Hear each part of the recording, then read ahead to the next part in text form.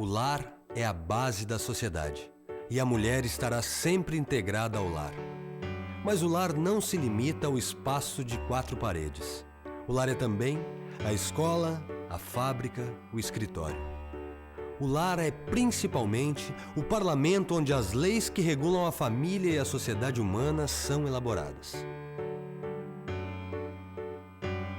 Berta Maria Júlia Lutz, botânica, zoóloga, advogada, tradutora, feminista e educadora. Nascida em São Paulo em 1894.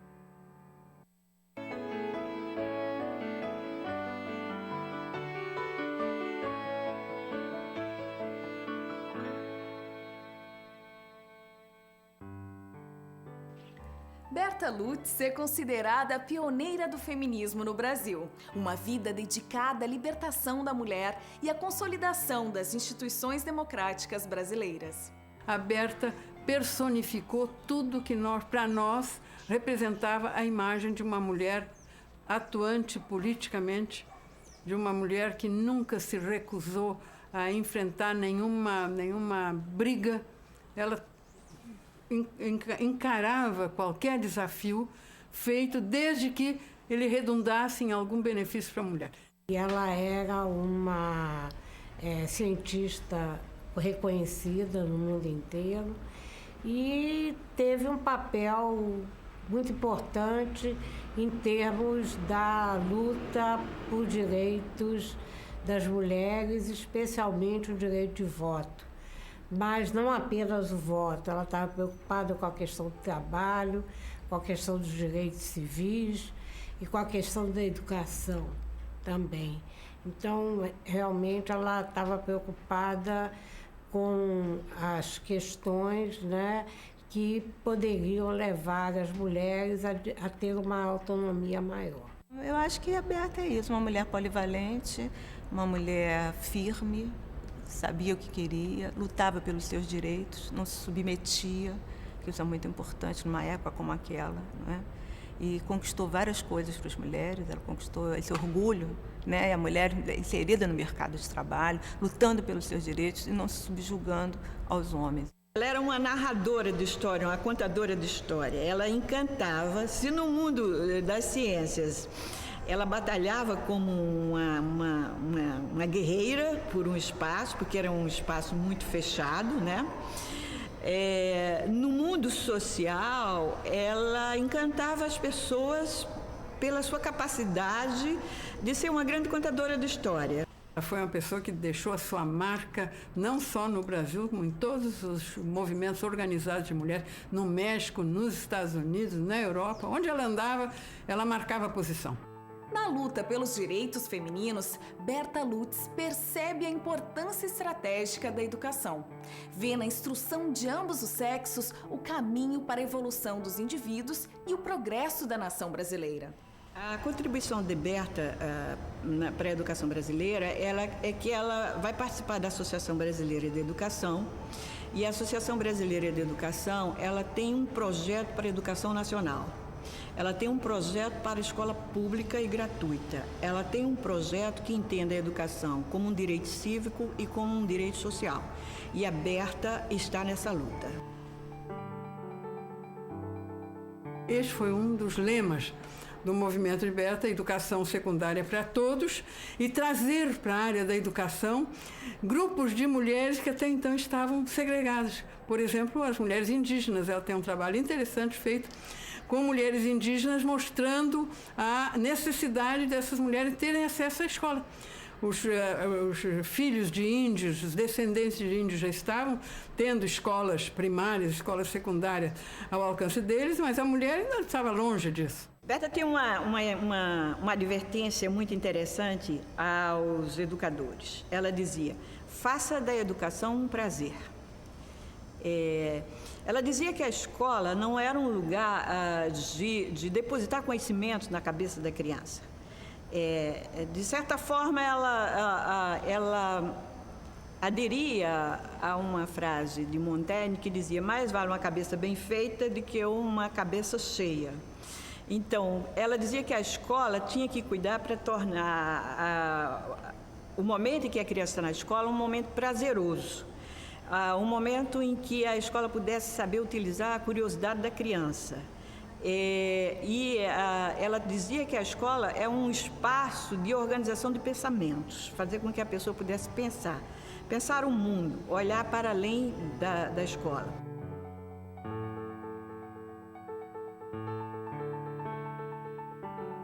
As mulheres aqui no Brasil, a partir de uma determinada época, elas não tinham acesso ao ensino secundário oficial, só ao ensino normal. O ensino normal não dava acesso à universidade. Então, ela teve um papel em termos de lutar pelo acesso dessas mulheres ao ensino secundário oficial, inclusive ao colégio padrão aqui no Rio de Janeiro, que era na época o Colégio Pedro II. Filha do zoólogo Adolfo Lutz e da enfermeira Anne Fowler Lutz, Berta cresce em um ambiente privilegiado. O profundo interesse por cultura e ciência permanece com ela ao longo de toda a sua trajetória.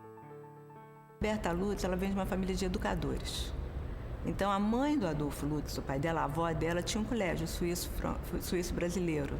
Então, quando eles vieram da Suíça para cá, a mãe fundou um colégio. Depois as tias também, então as primas também. Então, eles viviam nesse ambiente de educação. Isso era uma coisa muito importante, né? A Berta é o resultado de uma biografia excêntrica para os padrões brasileiros de mulher. Ela não é aquela mulher que nós estamos acostumados a pensar como sendo uma mulher representativa da primeira metade do século. Berta nasce no final do século XIX e percorre a primeira metade do século XX, mas dentro de um quadro que não corresponde ao quadro comum da mulher coquete, da mulher que se preparou para ser mãe, esposa, para ser uma pessoa paparicada pela sociedade. Ela era uma pessoa tinha um comportamento fora desses padrões. Ela era uma pessoa amável, teve uma educação, basta dizer que teve uma educação superior na Europa, numa época em que você devia contar nos dedos das mãos as mulheres que cursaram a Sorbonne, na época em que a Berta cursou, durante a Primeira Grande Guerra. Após concluir o curso primário em 1913, Berta Lutz viaja com a mãe para Paris. Na capital francesa, cursa o secundário no Cours Bouchot. No ano seguinte, começa a Primeira Guerra Mundial.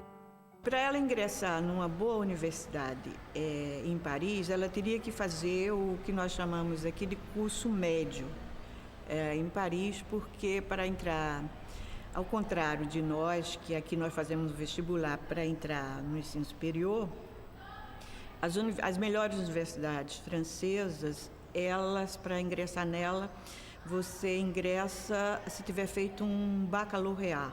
Significa o resultado do seu ensino médio lhe dá acesso a uma das grandes escolas. Em 1915, Berta Lutz ingressa na Faculdade de Ciências da Universidade de Paris, a Sorbonne. Os movimentos feministas em ebulição no Velho Mundo marcam profundamente os ideais da jovem paulistana. Desde que ela voltou da Europa com o seu diploma de bióloga pela Sorbonne, com 20 e poucos anos, e com a cabeça feita por uma Europa que estava quentíssima em relação a todos os grandes problemas sociais, né? Europa saindo da Primeira Grande Guerra e ávida de esquecer a guerra e de começar grandes reformas no plano social, no plano político. E Berta veio com essa influência para nós. Então, imagino que foi o choque que isso deve ter determinado nos círculos em que ela frequentava.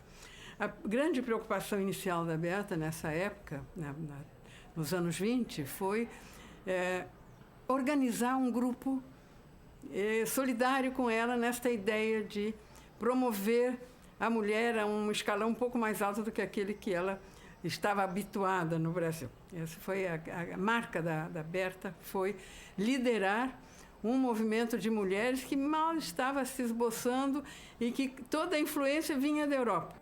Na volta ao Brasil, em 1918, como tradutora do Museu de Zoologia do Instituto Oswaldo Cruz, Berta Lutz realiza um antigo sonho: trabalhar ao lado do pai, Adolfo Lutz. Então, o que a Berta fez? Ficou trabalhando com o pai e o pai arranjou para ela ser tradutora Ela fazia a versão dos trabalhos em português para o alemão, porque o nosso periódico inicial era bilíngue, português e alemão. Então, ela tinha o maior prazer em ficar com ele ensinando ela as coisas, ela ajudando a coletar, rotular material. E depois ela começou a trabalhar Ela fazia gravações dos sons dos anfíbios, muito interessante. Então, ela segue uma outra etapa diferente do que o pai trabalhava. Ela vai à frente, vai além, né? Berta Lutz ingressa no Museu Nacional por meio de concurso público em 1919 e funda a Liga para a Emancipação Intelectual da Mulher. Inicialmente, ela fez uma luta muito grande para que a inscrição dela fosse aceita.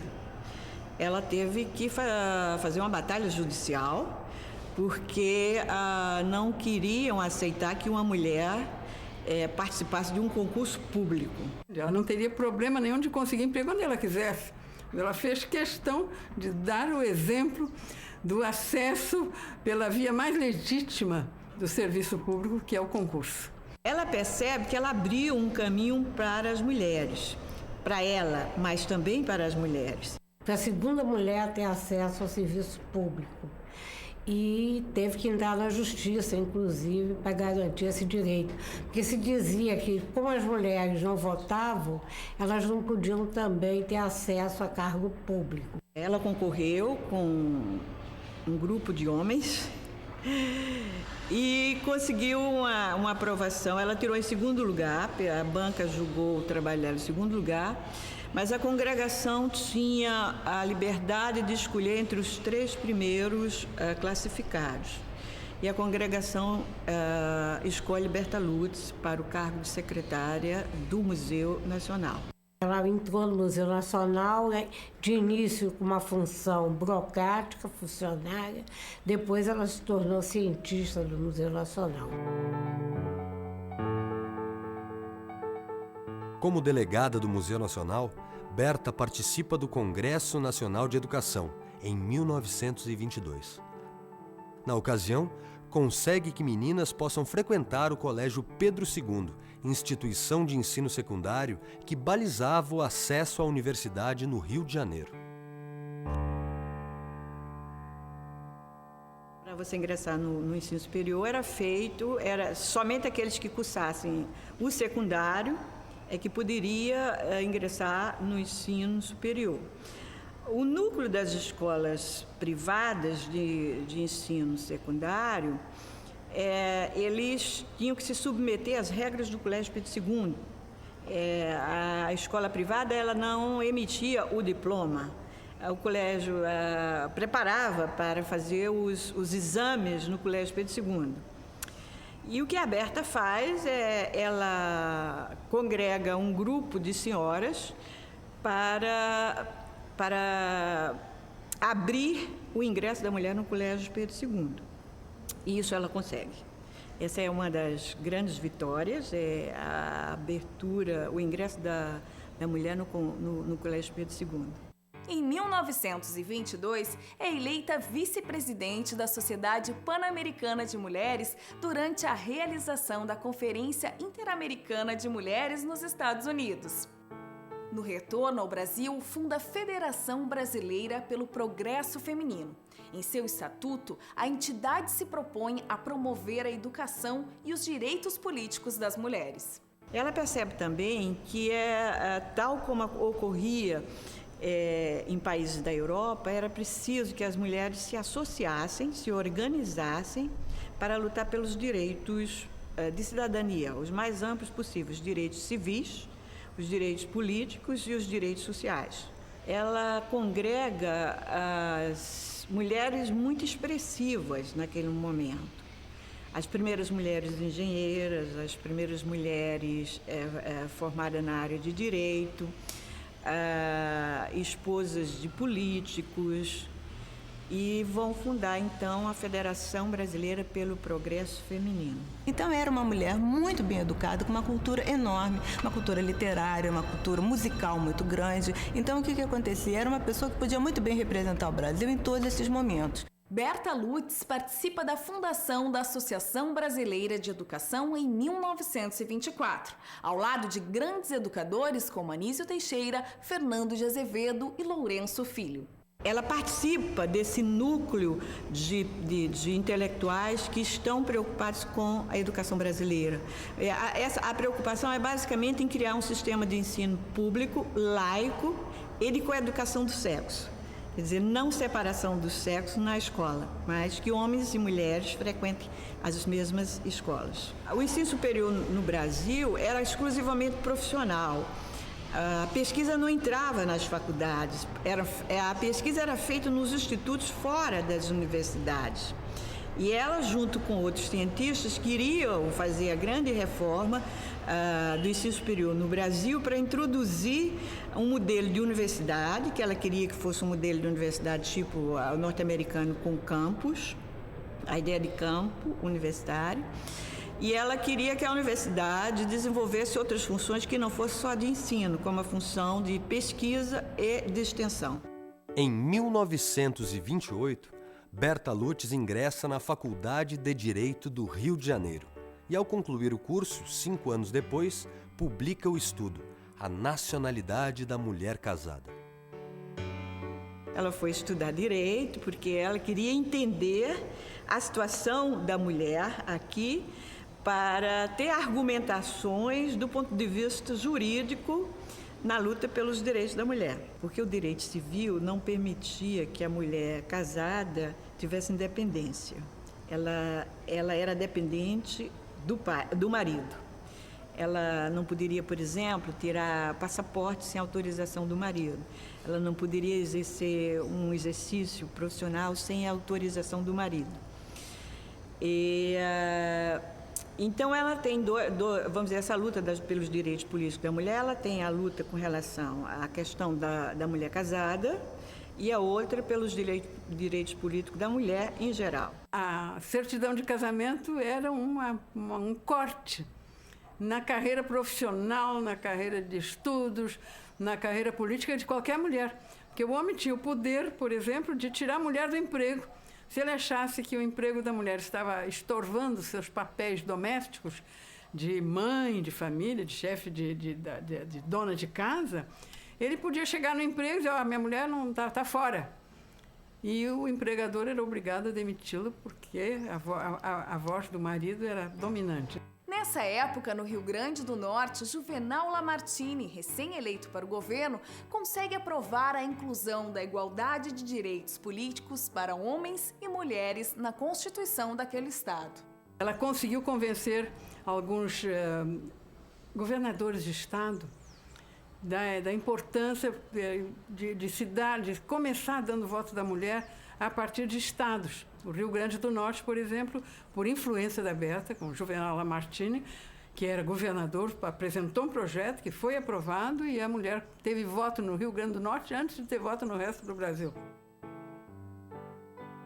Na cidade de Natal, Berta Lutz organiza o alistamento das novas eleitoras e trabalha na campanha de Alzira Soriano para a Prefeitura de Lages, no interior do Rio Grande do Norte. Vitoriosa, Alzira é a primeira mulher eleita para o cargo executivo no Brasil. Como ela era muito amiga do deputado Juvenal Lamartine, e depois ele passa a ser governador do estado do Rio Grande do Norte, ela vai a Natal,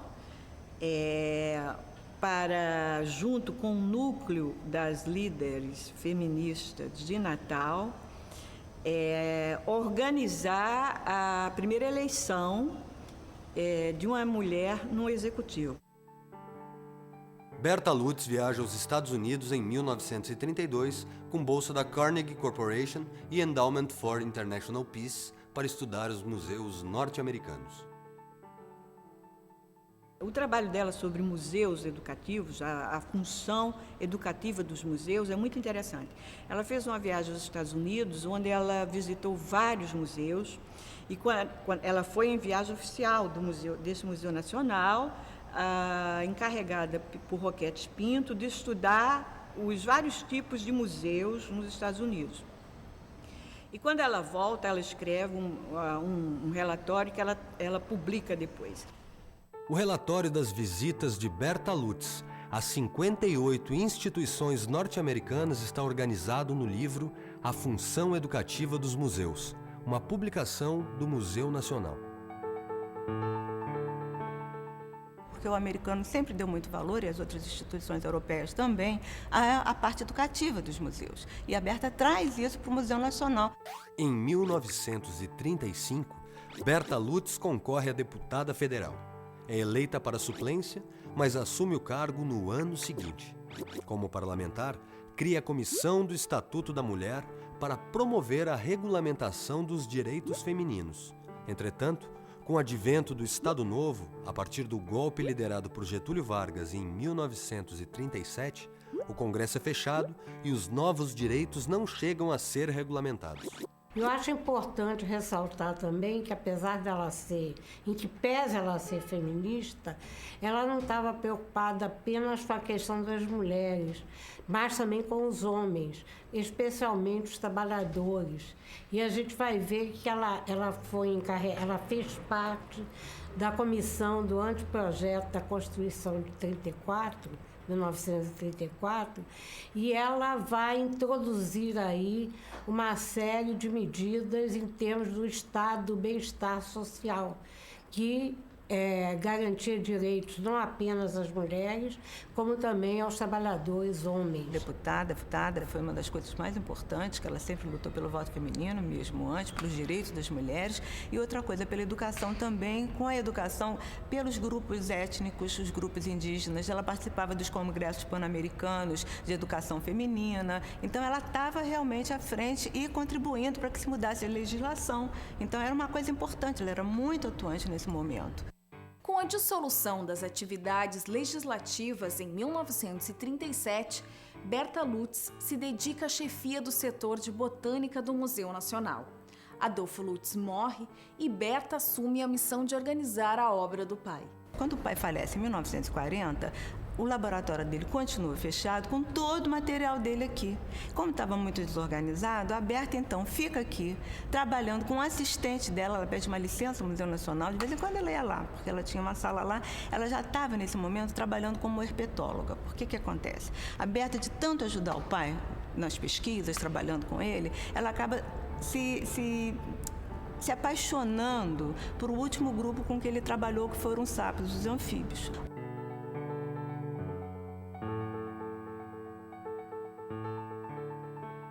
Anos mais tarde, na década de 60, muda a direção do Instituto e eles acabam pedindo para ela sair, porque não tem sentido uma sala sendo ocupada por uma pessoa que não é da instituição. O pai já tinha falecido, com todo aquele material que estava aqui. Então, o Instituto, eles fazem uma separação, um material que serviria às pesquisas biomédicas, hematologia e outras coisas. Esse material ficou aqui e todo o material zoológico foi para o Museu Nacional.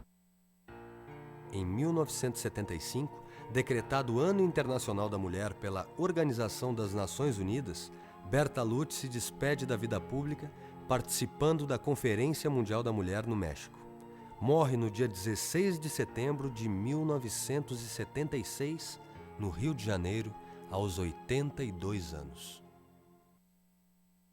Muitos direitos conquistados pelas mulheres nos últimos 30 anos resultaram das batalhas travadas por Berta Lutz.